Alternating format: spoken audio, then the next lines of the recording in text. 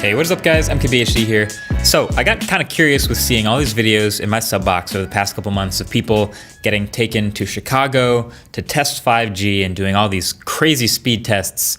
But then I started to notice they all sort of have a couple things in common, but really it was just getting me curious about the whole thing. So I bought a 5G phone and then I drove to the nearest 5G city and I tried it for myself. So this is my new $1,600 Samsung Galaxy S10 5G on Verizon. And so the crew and I drove from the studio to the nearest 5G city, which is Providence, Rhode Island. So for those unfamiliar, a brief explainer. What is 5G? Well, we all have 4G now. 5G is the 5th generation of wireless network technology.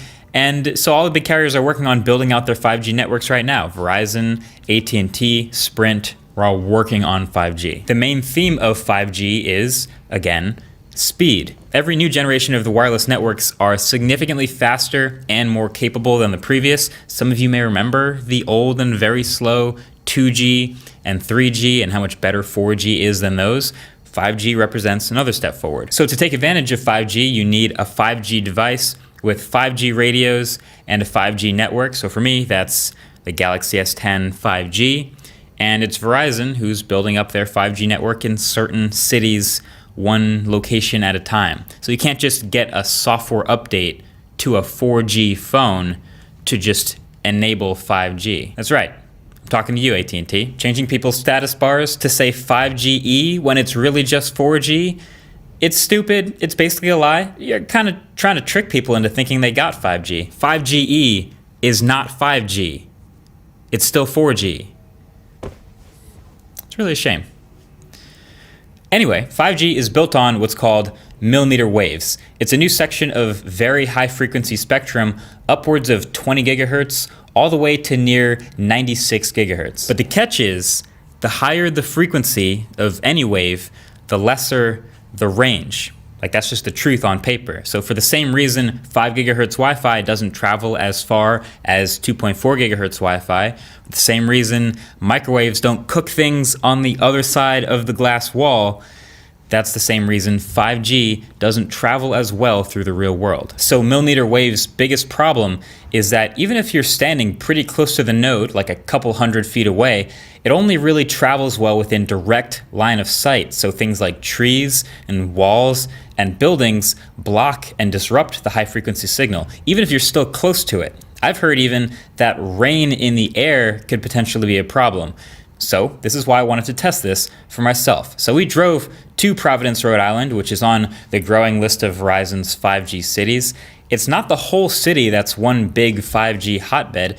It's only certain areas sort of tucked away. Happens to be near Brown University where we found one of them.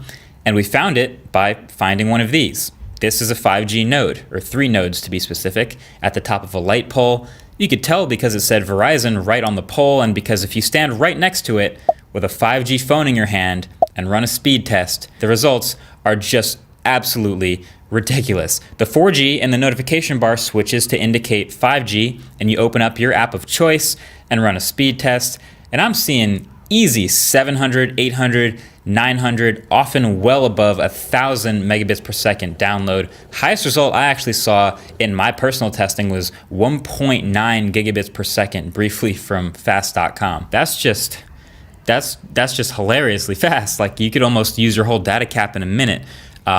Dreamlike speeds. Very, very nice. Of course, you want to see what this type of speed is actually good for other than a speed test. So YouTube videos just played instantly without any buffering in HD. I could fast forward right off the bat, no problem.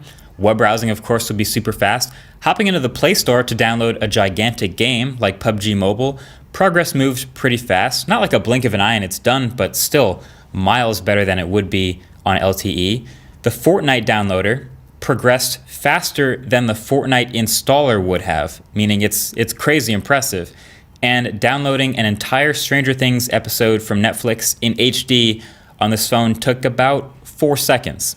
So you could grab a whole season in probably like 30 seconds if you wanted to, which is, again, absolutely ideal. But again, here's the thing. This is all while standing like right next to the tower with a direct line of sight, perfectly ideal conditions, great weather.